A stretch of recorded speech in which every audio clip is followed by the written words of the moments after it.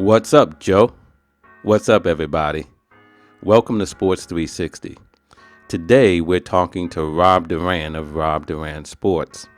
Rob and I will talk about some of the proposals being considered by MLB to return to play. Included in the current thinking is the creation of a few interesting division matchups that will make it awfully tough for some would-be contenders to advance to the playoffs. Rob and I will also take a look at the recently launched MLB The Show tournament featuring Major League players. Could this esports competition help fill the void for fans starving for baseball? We'll see. So thanks for stopping by. We're about to get into it right now on Sports 360.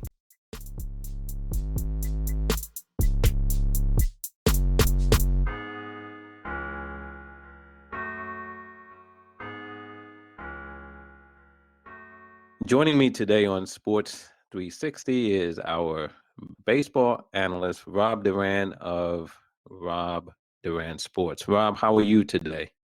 I'm doing good, Jeff. I'm doing good. How are things working out as we continue on lockdown? Everybody healthy and safe on your end? Yes, everybody's good here. Not leaving the house unless we absolutely have to. Taking our precautions and just kind of, taking it day by day. Yeah, really, that's all we can do. And we're about to enter week 4 here in New Jersey of the lockdown. And as you said, we just got to continue to take the precautions, do what we can do, and hope to stay healthy and safe. Um, you know, Here we are, Rob. We still don't have baseball, still don't have the other sports as well. But there has been a lot of talk surrounding baseball, particularly in the last week or so, um, where we saw some reporting of baseball floating an idea of returning as early as May with all the games, all 30 teams playing in various stadiums in and around the greater Phoenix area. So everyone would be in Arizona. Um, Baseball immediately got some pushback for that. But before getting into that, just generally, w- what was your reaction to that story of baseball potentially returning as early as May in Phoenix? Just without even looking deep into the details, I was I was excited because we had this opportunity to have the game back, and just the initial thought for me was, yes, we're gonna get some baseball. It's gonna happen. It's coming back. We're not gonna lose the whole season, and we're gonna get a little bit of normal sense of you know what we had before. And then you kind of start to settle in and start realizing that there's a lot of details that have to be figured out in regards to that. But my initial reaction was a lot of excitement because, as you guys know, I'm a big baseball guy that's live and breathe baseball. So just the thought that there was some type of plan, that there is some type of action, and people are behind the scenes trying to get this going, it was exciting for me to hear. But like I said, once I kind of let that initial excitement go back down and kind of really start to think about what that entails and what kind of stuff has to be put in place, kind of reality hit a little bit. Yeah, and I can understand that too, because on the one hand, I believe all of us as sports fans would like to see our favorite sporting events come back. Yeah. And so the idea of baseball returning, baseball fans would gladly begin consuming baseball again if it was possible. But right now, given where we are and the health risks that still exist, we can't have it right now. And certainly any plan, and I think we need to just lay this groundwork, any plan that MLB or any of these other sports would undertake, obviously would be because health and government officials are involved and say it's safe to do so, whether it's in Arizona, Florida, or any place else. The NBA is talking about, for example, holding all its games when it returns in Las Vegas.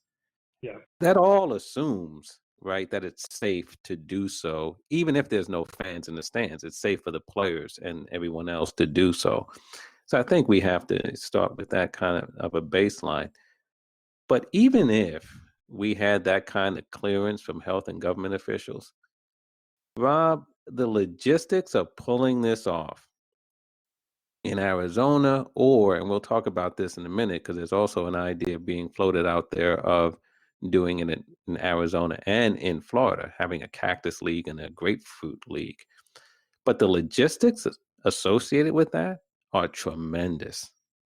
Yeah, and there's so many things that have to be set in place for just, we'll just talk about the Arizona aspect, for just that to happen. Because you kind of, what they're kind of talking about is putting the players almost in a bubble, per se, only playing here, staying at these specific hotels. But then you factor in, you need hotel staff, you need, trainers, you need team executives, team personnel. I'm sure you're going to need some type of security for the stadiums. You're going to need a lot of people that, doctors, all that other stuff. You're going to need even tests to test these players and the people around the players. There's so many people that have to be factored into this. And you wonder, okay, you can quarantine the players, but are you going to do the same thing for everyone else that's going to be around the players and all the staff working at these hotels and the cooks? And, I'm sure there's a bunch of other people that I'm missing here that are going to be involved and around these players and stuff like that. That's a lot of detail that has to be figured out before we can seriously say, okay, this is when we're going to start. And it's so much, and it's a lot of small details too, not just the big stuff like that. It's a lot of smaller details that have to be factored into these decisions, because these are huge decisions once the groundwork does get laid out. Yeah, and one of the things that was talked about was player families, Yep. because there was some Completely. talk of the players, being in isolation in Arizona, and there was a question of whether families would be allowed. And you had some players very forcefully saying, if you think I'm going to be in a bubble for 3 or 4 months without my family, you can forget about it, right? Yeah. Um, Ryan Zimmerman, for example, I believe he was saying, I believe he and his wife may be expecting a child. Yeah. And if it's not, I mean, obviously there are going to be some players in that situation. And, you hear these players saying, it's no way in the world that I'm going to miss the birth of my child. And then, depending upon when that birth takes place and when the resumption of play is, perhaps be months without seeing him or her, right? Mhm. These players are saying that's not going to happen. But you also raise an interesting point. It's one thing to say the players, club officials, and everyone else will be quarantined or in the bubble. But the same thing goes for the hotel workers. They can't go home either. Yeah. Security and the rest of it. The answer would seem to suggest, yeah, they can't. You have to contain everyone. Um, and I guess there will be some who will be, if they're not working now, would be grateful for the opportunity to work and to earn a paycheck. But that's certainly a real consideration as well. But I do think, Rob, that the one location does make sense if you can pull off the logistics, because I don't believe that baseball or any of these leagues, if they return in 2020, will return with interstate travel, with everyone going back to the way they used to and playing their home games at home and traveling for road games and all the rest of it. I can't see that happening. I don't think that we would be in a position as a country for that to take place.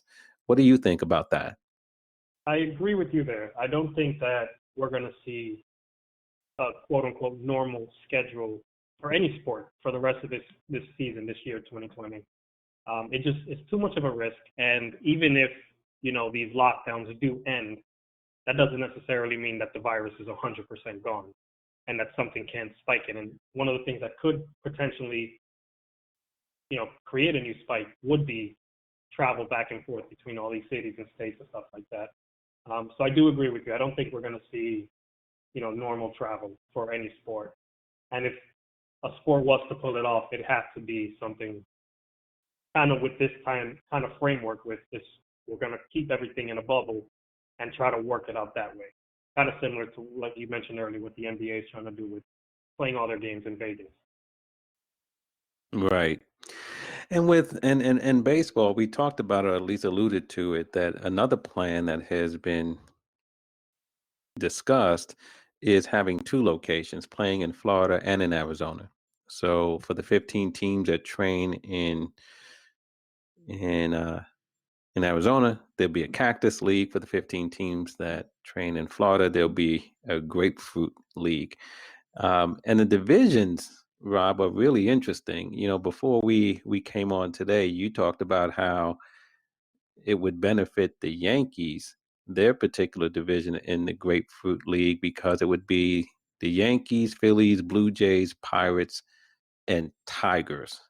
So you don't have any problem with that proposed division if we were to have a Grapefruit League when baseball returns. Not at all. I would take I'll take 18 games against the Pirates any year, believe it. And it'll be interesting to see if this kind of does work out. Another thing for me, just as a Yankee fan, the division that the Red Sox are in, they have Minnesota, Atlanta, Tampa, and then Baltimore is the only team that's not that good in there. So I'll have fun watching that as well. But it'll be interesting to see how if this kind of stuff works out with the two cities and with Florida, with the two states, Florida and Arizona. Yeah, because you mentioned the division that the Red Sox would be in, right? Twins, Rays, Red Sox, Braves, and Orioles, right? You have three teams that made the playoffs last year in the Twins, Rays, and Braves.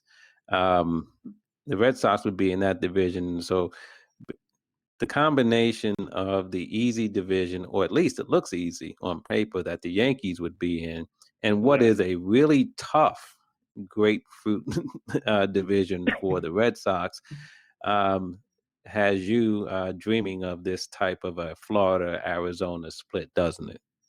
Oh, I would love it. Absolutely. And even the rest of the Grapefruit League, it's Washington, Houston, the Mets, St. Louis, and then Miami. So I think the Yankees got the best division we'll call it out of that whole bunch in the Grapefruit League. So believe me, I will take this if this is what they go with. Yeah, and so it'll be interesting to see. We don't know, obviously, right now there are too many unknowns, Yeah. so we don't know what's going to happen. Right? We don't know if there's even going to be a return to play. Everybody hopes so, but we don't know, and obviously we don't know if it'll be in Arizona or we would have these split leagues. But certainly, we talked about how MLB got a little bit of pushback on this idea of returning in May. And that should not have leaked out because it seems like that was just pie in the sky and it didn't really comport with reality. But having said that, I think that MLB, the Players Association, and everyone else involved here, they have to be putting all kinds of things up on the drawing board, right? And just having all kinds of potential scenarios based on, return to play in May or in June or July or August or whatever the case may be. I think you have to have as many ideas as possible so that when things become more certain, everyone is able to put a plan in place quickly and get the game back on the field. So from that standpoint, I have no problem with coming up with ideas. You have to come up with ideas, don't you? Yeah, you definitely do because, like you said, the last thing you want is to get the green light from the government and then not have something solid in place where you can just kind of get going as soon as possible. You definitely do want to plan, and you want to have, plan for different types of scenarios because you don't know when, like you said, you don't know when the season's coming back. You don't know how many games you'll be able to get in. So if you can plan for, we'll say 162 game season, kind of try to squeeze them in. You can plan for a 100 game season. You can plan for an 81 game season, whatever the case may be. you do have to have multiple scenarios, multiple plans in place, and just kind of allow, the way things are going to cancel it out as you go. But you cannot just sit still and say, okay, well, let's just wait. Let's just wait and see. You can't have that kind of approach when you're trying to get a season going. And, if the season doesn't begin at any point, then okay. But at least you had contingencies in place for whatever type of scenario ends up happening, with this coronavirus and all that stuff going on. Right, right. And so, you know, for those who are involved, I'm sure there's a lot of work, a lot of ideas being tossed around, and Yeah. just a whole lot of factors that have to be considered. It's a huge task. It's a monumental task. It's something that none of these leagues have ever faced before. And so it's going to take as many ideas as possible. And I think you put them all out there, and you go Kind of hope forward that the with ones that what stick. fits the scenario. Yeah, exactly. And Yeah. that's all you really can do at this point. Is just, plan for the best and plan for the worst. And that's unfortunate, but that's kind of the scenario we're put in. It's a new world, and you just kind of have to adjust and hope that you do end up having a season, and then when that season is able to begin, that there's already been a plan put in place to start right when you get the green light. Right. Right. Well, we'll see, Rob. I mean, obviously, as things continue to unfold over these next few weeks and hopefully not months, but as long as it takes, because again, health and safety are paramount, and we have to see how that transpires for Arizona, Florida, or wherever games may be played. Now, there are some games being played electronically. The Players Association, MLB, and Sony Entertainment have created MLB The Show, a tournament that features 30 players, one player representing each of the 30 major league teams, playing in a round robin tournament that will raise money for the Boys and Girls Clubs of America and Canada. I can tell you that I know as we're speaking, this tournament started last night, Friday night, April the 10th. I did not watch, Rob, and I do not have any intentions of watching. But for those who are in need of a baseball fix, maybe this is something that they can check out. Yeah, How yeah, about you? definitely. I'm not a big fan of sitting there and watching people play. I like playing myself. But I think it's a cool thing for people who are interested in watching these players play. And I think it's good that the players have volunteered to do this, and it's for a great cause. You can't knock them for doing something that's good for the community, and especially in times like this. So I think it's great for the sport. I think it's great for esports, and I think it's good for fans that are missing baseball and have the opportunity to see their favorite players go against each other, even if it is, you just watching them play video games and stuff like that. I think it's cool. It's not for me, but I still think it's a cool idea. Yeah, I'm with you on that. I mean, it's not for me either, but obviously esports is something that is growing. Yeah. And certainly there's an appetite for that. And there's a demographic that's really interested in esports Yeah. and consuming this kind of content.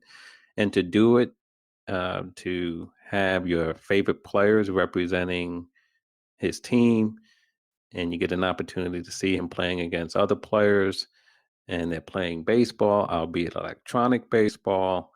It's something, right? There's a fan It engagement, is. there's fan connection. It's good for the players that they're involved. They can connect with fans. It's good for the league, and they're raising money for a good cause. So there are some good aspects to it. The NBA has also, they're in the midst of a tournament, and Yeah. I tried to watch it. It was on ESPN, and some of the other affiliated channels. And I tried to watch a little bit of it, and bruh, I just can't, man. I just can't. It is tough to watch people play. I remember even just me growing up with an older brother, kind of watching him play video games. All I wanted to do was snatch the controller and play myself.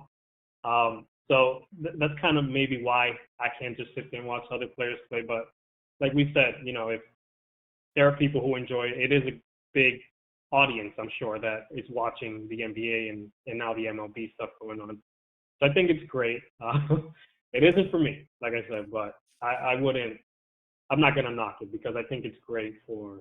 I think it's great for the sport, great for esports, like I said, and power to them for doing this. This is great for the fans. So if it's not for you though, right? But so what do you do as, as a big baseball fan yourself? What do you do to fill the void? A lot of what I've been doing. I have a 2-year-old. Training him and raising him to be a Yankee fan. So he he knows to ask me for Yankee videos. I think his favorite player is going to end up being Derek Jeter. I did name him after Derek Jeter. His name is Jeter. So we got something going there because he's asking me for Derek Jeter videos. So I think I got something going, something brewing. I'm raising a little Yankee fan. So he does ask me for videos. So we'll watch highlights of Jeter's plays. We'll watch old videos, Ken Griffey Jr. stuff, Tony Gwynn. A lot of those older. Vlad Guerrero was another video that I posted up on my page on Instagram.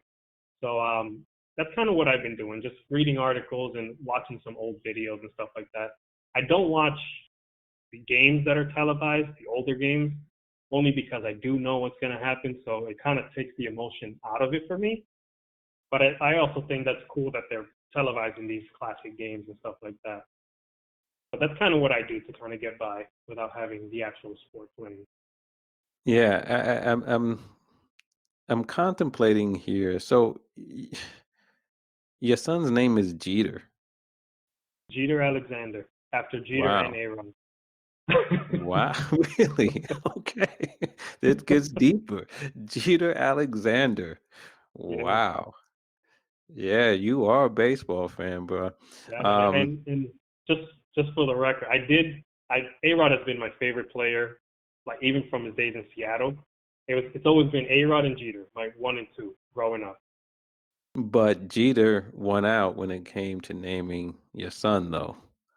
Oh yeah, I think the name Jeter just speaks volumes in baseball lore. So I think that was the way to go. Right, right. All right. Well, you're teaching him how to, to be a Yankees fan. Yeah, I mean, for me, Rob, I don't really do anything to try to fill the void. I'm just waiting for the games to come back. It's hard for me to watch classics or to watch, old games. Maybe I watch a snippet here and there, some Yeah, of us, but not, an entire game or anything like that. Like, I'm just hoping, like many others, that we will see a return of baseball and basketball and these other sports that other people enjoy, because that would indicate that we're coming out of the grips of this virus. I mean, that's exactly. the thing, because these sports are not going to return until that's the case. So Yeah, we actually will get a double benefit, right? That we will know that if sports is returning, it's only because the country is returning, and um, in terms of health and safety being somewhat restored. So um, I think that's what we're all looking forward to. yeah, definitely. That's number one. That's definitely number one. I know we sat here and we joked around and stuff like that, but that's definitely the first thing that's on our mind. Just kind of getting everything back to whatever normal is going to be like once all this passes. Yeah, that's really the end of it all. You know what I mean? To get back to some sense of normalcy. But until then, obviously, we'll continue to keep our eye on, um, both the things that are going on regarding the country and the world and this virus, and at the same time, keeping our eye on the sports leagues and seeing how they respond and react to those things. And hopefully, as we said, we'll see a return to the games at some point. soon. So, Rob, we'll keep tracking it, and I'll check in with you from time to time, and we'll come back with any of the other developments as they come forth, and we'll continue to talk about them until Yep. we get the games back on the field. Yep, definitely, Jeff. Thank you. Stay safe out there. I will. Thanks a lot, Rob. I'll speak with you soon.